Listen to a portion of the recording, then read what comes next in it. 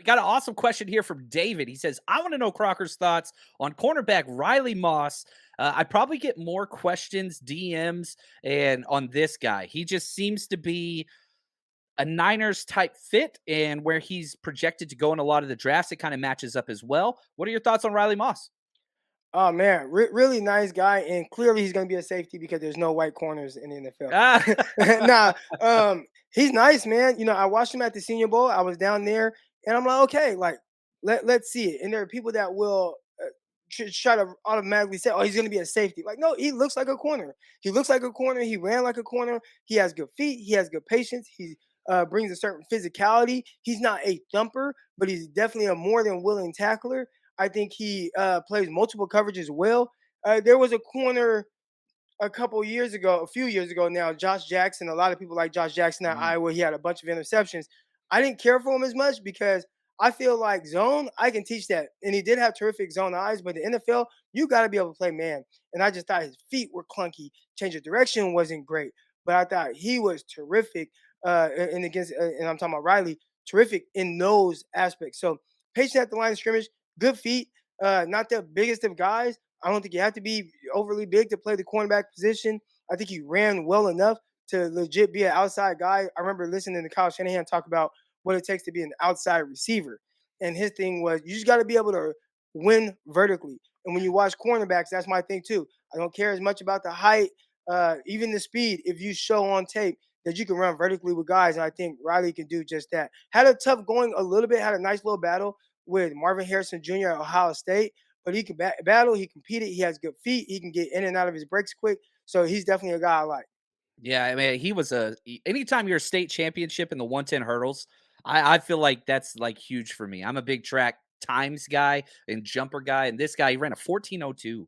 Almost broke 14 in the 110 hurdle. So I feel like he's got the speed. Yeah. I think that checks off 6'1, 193. So, like we said earlier, with those kind of threshold numbers of what the Niners seem to have been looking for, it makes sense, and they've already met with him. All right, let's stick with this corner position. Let's go with Starling Thomas, which I saw some fun film breakdowns. Go check him out on Twitter, Eric_Crocker. He did some fun film overlays right before we went live here. Starling Thomas, UAB corner. I love this guy. Tell me I'm crazy. All right. I really liked him. He was the second guy that I watched. I think I watched Darius Rush first, and then I got to Starling Thomas. But very patient. I put in here. He's scheme versatile. I think he runs with the vertical pushing routes very well. I liked him in press coverage. There was one rep where he didn't use his hands, and I know there are a lot of people that are going to be like, "Oh, got to get hands on at the line of scrimmage. Why are you going to be at the line of scrimmage if you're not going to get hands on?" All right, that's a very uh, I look at it one of two ways. One, you probably didn't play the game at a high level because it's hard to consistently get hands on guys.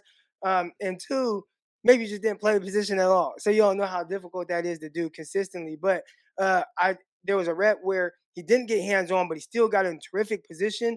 And I always like to tell my guys, man, hey, press with your feet. And if your feet allow you to get hands on, great. If they don't, okay, let's not panic. Let's just make sure to read the receiver down. I think the second part is where no, he actually read the receiver down. The part that he missed was he didn't play with anticipation at the top of the route. So I'm like, okay, is this going to be a trend? He got a deep comeback route. He ended up, being 5 yards off the guy. The receiver worked back to the ball and caught the ball on the sideline. I didn't panic. Watched another rep. Terrific job getting hands on receivers, watching them down the line of scrimmage. Terrific job getting hands on receivers and squeezing them to the sideline, making plays on the ball. Terrific job really playing off coverage and having really good feet. Now, there was one time that I noted, and I put this clip out there. He got a little wide with his feet in his break. I tell my guys all the time, man, your feet and your hands, they work together.